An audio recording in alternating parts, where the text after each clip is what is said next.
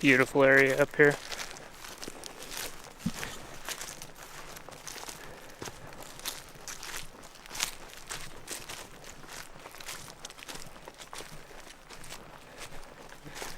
I'm going way too fast. I need to slow down. Can you guys see it?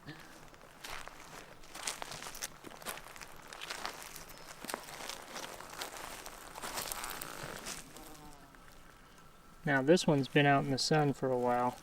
You can tell because the top is a little shriveled and a little dry. So we might leave this one. See that one? Almost always find them in groups. That one's a little sunken in too. See that one? Now these are out in the sun, and you can see how shriveled up they are. Not too tasty. We'll keep looking for the ones in the shade. They seem to be a little better off.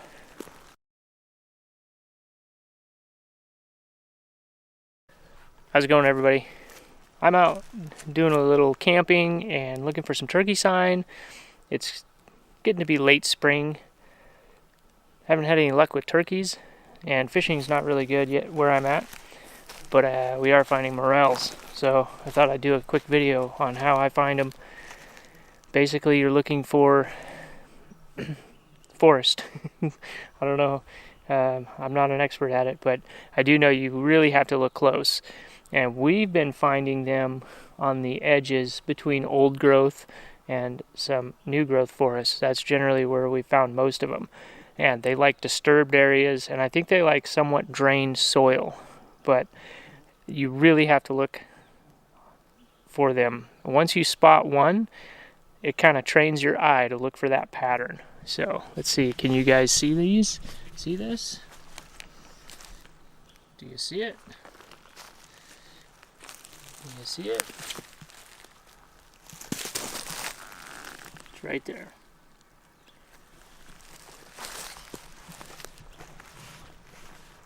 So these are the areas we've been finding them, right along the edge, and sometimes out in the open, practically tripping on them. See if you guys can see them.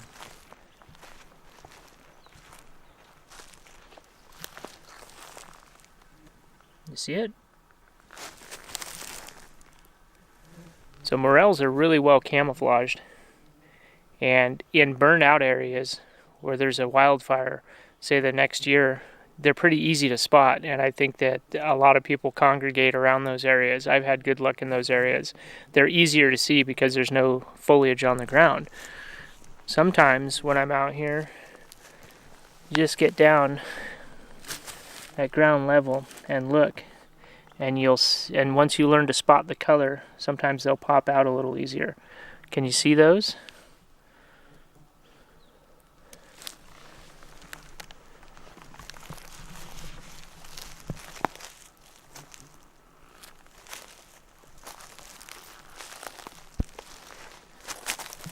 Right there. That's a nice one too. And when you find one, you almost always find them in little batches. One there, and there's one there under that stick.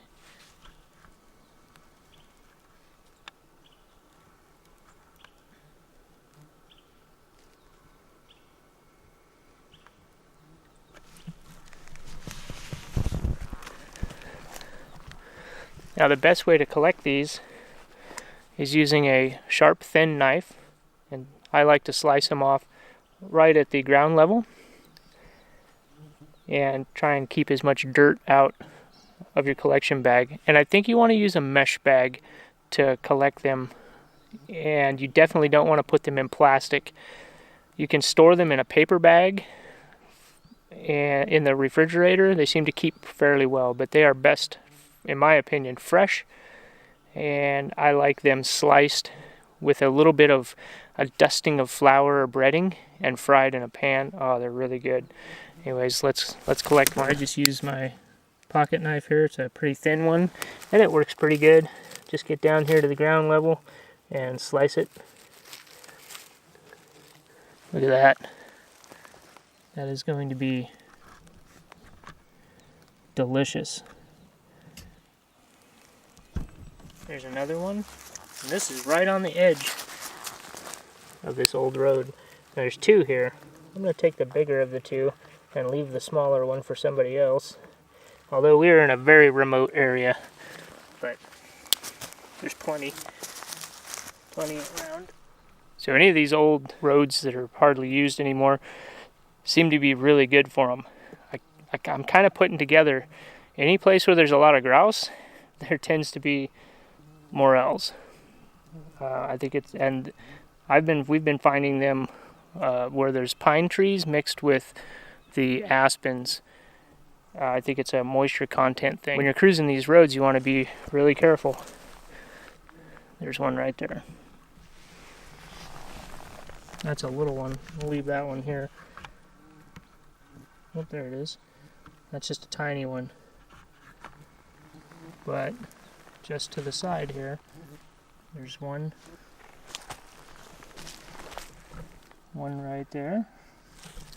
There's one over there.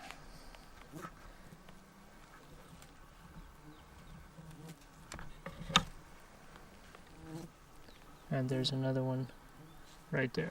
Alright, so like I was saying, they're really well camouflaged. I just pointed out those down there, and there's a few more right here. So it's a really good area.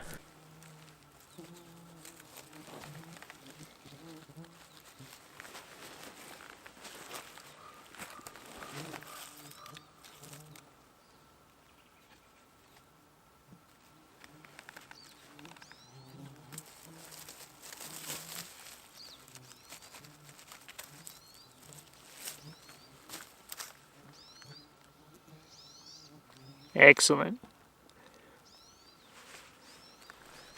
Alright, so if you're out turkey hunting, something that goes fantastic with wild turkey is wild morels. And they're pretty easy to pick once you find them.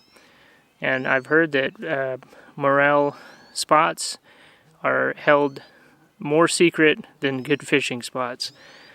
Anyways, see you guys in the next one.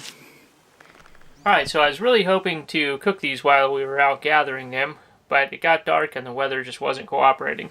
So we're going to cook them in here. I'm just going to show a really simple recipe that I use that's really tasty. Basically, I've sorted them out. I've cut this one in half, lightly rinsed it, just to get any debris, any small bits of bug or anything like that. You will find bugs on and around these sometimes.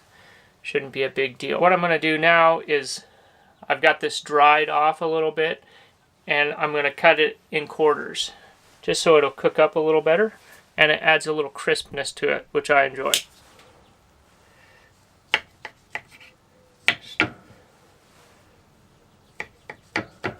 Really simple recipe.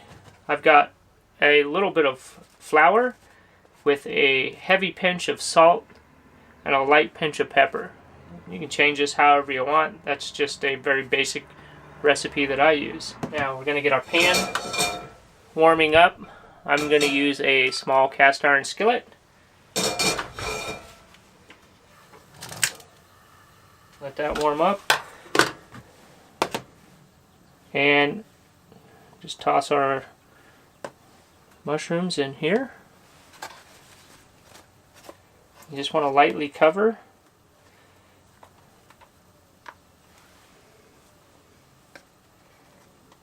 And the outside will pack up pretty heavily. I don't want it too cakey, so I just shake it out.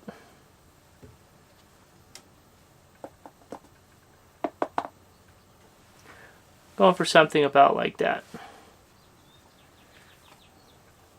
A little olive oil. You can use butter, whatever type of oil you like. I just like olive oil. I just put a small amount in. We're not really deep frying them. Some people do that. They are good that way.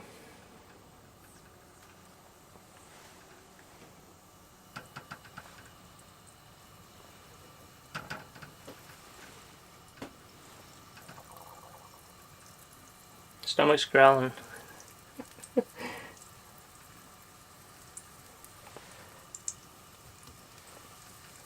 Now we're basically going to cook these just, I don't know, a couple minutes each side.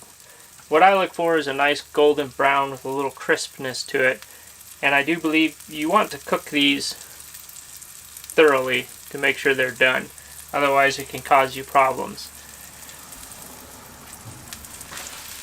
If you're doing a whole pan of these, you might want to drain off the excess moisture that comes out of them, or it will kind of steam them and they'll be a little soggy. But we're only doing 4 here, so we should be okay. There are so many different ways to cook these. They're very tasty with wild turkey, venison, any kind of game bird. Really good side dish. They're good on their own. You can barbecue them. There's a lot of different ways to eat them. This is probably one of my favorites, and it's very simple. Whatever you can't eat fresh, they take to drying very, very well. Getting that nice dark color. It looks good, smells good. Very earthy.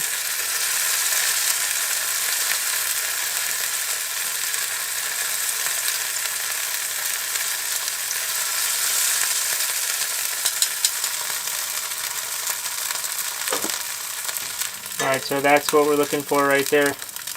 That golden brown color. Color on that camera is not really doing these justice. Nice golden brown color. They smell delicious. Once you take them out of the pan, let them sit for a minute, drain, cool off. We'll give it a little taste here.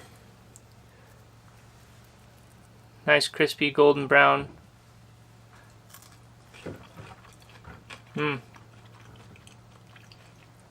Not easy to describe.